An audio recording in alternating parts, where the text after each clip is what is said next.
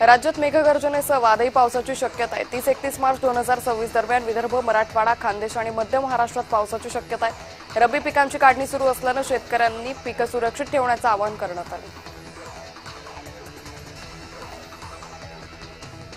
America Iran युद्धजन्य परिस्थितीमुळे जळगावच्या सुवर्णनगरीत सोन्यात पुन्हा घसरण झाल्याचं पाहायला मिळालं।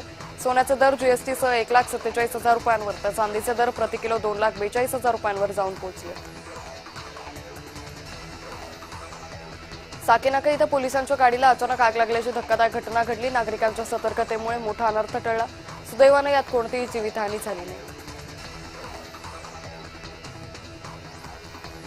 बोंदुखराचं कॅनडा कॉर्नर येथील कार्यालय सील करण्यात आलं। फॉरेन्सिक टीम आणि एसआयटी पथकाकडून कारवाई करण्यात आली। नवी मुंबईतील घणसोलीत बांबूच्या गोडाऊनला भीषण आग लागल्याची घटना घडली। आगीचं कारण अद्याप अस्पष्ट आहे। भारतात इंधनाचा पुरेसा साठा आहे। 10 ते 12 दिवसात परिस्थिती सुधारेल अशी माहिती ऑल इंडिया पेट्रोल पंप असोसिएशनचे प्रवक्ता अली दारूवाला यांनी दिली। जय जय स्वामी समर्थ या मालिकेमध्ये अक्षय मुदावटकरनं स्वामींची भूमिका साकारलेली। या मालिकेतून अभिनेत्यानं प्रेक्षकांचा निरोप घेतलाय।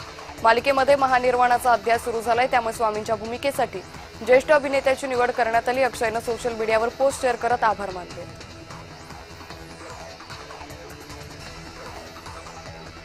भिवंडी वसई पारोळ मार्गावर ट्रक बंद पडल्यानं वाहतूक कोंडी झाली, तर वाहतूक कोंडीमुळे वाहन चालक त्रस्त झाले। यावर प्रशासनानं उपाययोजना करावी अशी मागणी नागरिकांनी केली आहे। मुंबईच्या ओशिवरा पोलिसांची लुटारू टोळीवर मोठी कारवाई आहे। सिगारेट विक्रेत्याला मारहाण करून कारमधून फरफटत नेलं होतं। या प्रकरणी वरिष्ठ पोलीस निरीक्षक संजय चव्हाण यांनी दखल घेत या टोळीविरुद्ध गुन्हा दाखल करून अवघ्या 24 तासाच्या आत अटक केली। मुंबईच्या आझाद मैदानात भव्य ड्रोन सोहळ्याचं आयोजन करण्यात आलं। 2000 ड्रोनने महाराष्ट्राची आदर्श चित्र साकारण्यात आली। आधुनिक तंत्रज्ञानातून शिव इतिहासाचं दर्शन घडवलं।